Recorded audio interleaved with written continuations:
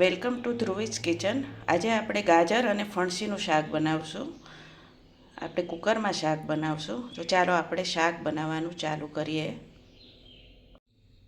શાક બનાવવા માટે પહેલાં આપણે કુકર લઈશું અને ગેસ ઓન કરશું. ત્યારબાદ એમાં તેલ નાખશું. ફણસી મેં 250 ગ્રામ લીધી છે.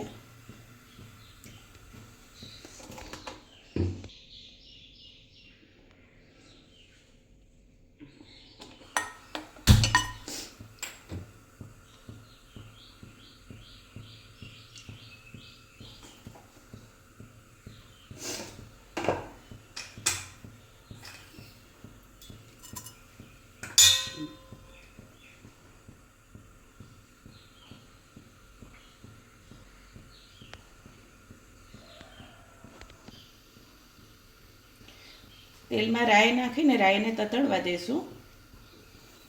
છે હવે એમાં ઝીણી ઝીણી કાપેલી ડુંગળી નાખશું. 250 ગ્રામ ફણસી સાથે મેં એક નાની મીડિયમ સાઇઝની ડુંગળી લીધેલી છે. એને ચોપરમાં ઝીણી કાપી લીધી છે.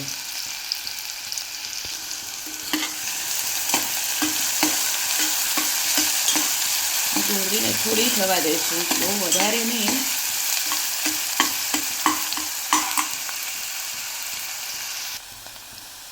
ડુંગળી આપણી થોડી સતળાઈ ગઈ છે. એમાં હિંગ નાખશું. 1 ચમચી જેટલી હળદર નાખશું. ફરી થોડી વાર હલાવી લઈશું.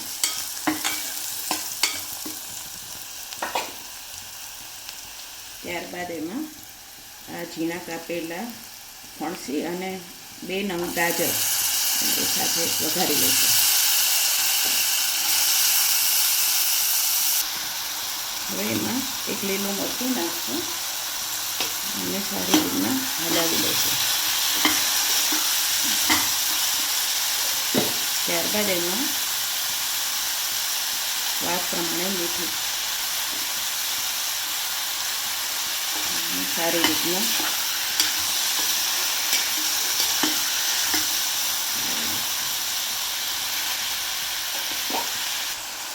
એમાં થોડું વરાળ થાય એટલું જ પાણી નાખવાનું, 1 થી 2 ચમચી જેટલું. અને ધાણા જીરું નાખવાનું. ધાણા જીરું નાખીને હલાવવાનું નહીં, કુકર બંધ કરી દઈશું આપણે. કુકર બંધ કરી અને 2 થી 3 વિસલ થવા દેવાનું. ત્યારબાદ ગેસ બંધ કરી દેવાનો.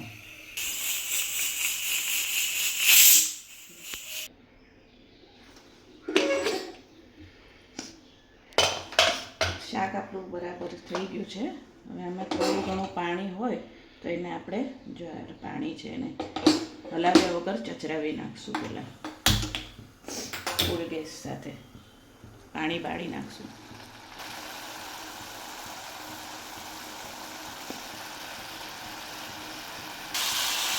પાણી બળી જશે એટલે એનો અવાજ બદલાઈ જશે અને તેલ થોડું છૂટું પડશે. હવે આપણે એમાં થોડો ગરમ મસાલો નાખશું, એકદમ ચપટી, અને થોડું રેડ ચીલી પાવડર, લાલ મરચું. હવે એને આપણે હલાવી નાખીશું.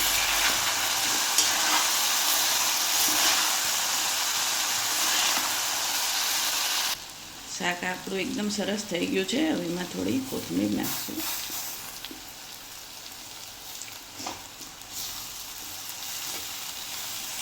હલાવી લઈશું. તો આપણું ફણસી અને ગાજરનું શાક એકદમ રેડી છે. ખૂબ ટેસ્ટી લાગે છે. તમને આ મારું રેસીપી ગમતી હોય તો મારી ચેનલને લાઈક કરજો, શેર કરજો, સબસ્ક્રાઈબ કરજો અને નવી નવી રેસીપી હું પણ શેર કરીશ.